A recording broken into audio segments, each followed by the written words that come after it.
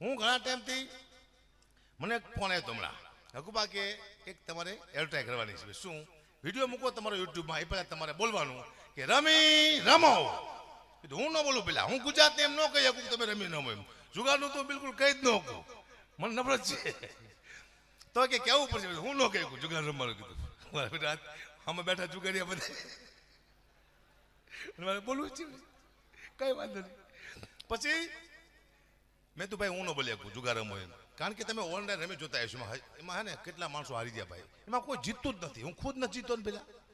મેં એકવાર ટ્રાય કરી લીધી કોઈ જીતતું જ નથી ભાઈ મને એટલે બહુ હારી તમે સાંભળજો હું રમી રમું છું સાહેબ હું ભાડે રહું છું પછી મેં મારા મકાન માલિકને શીખડાયું રમી રમતા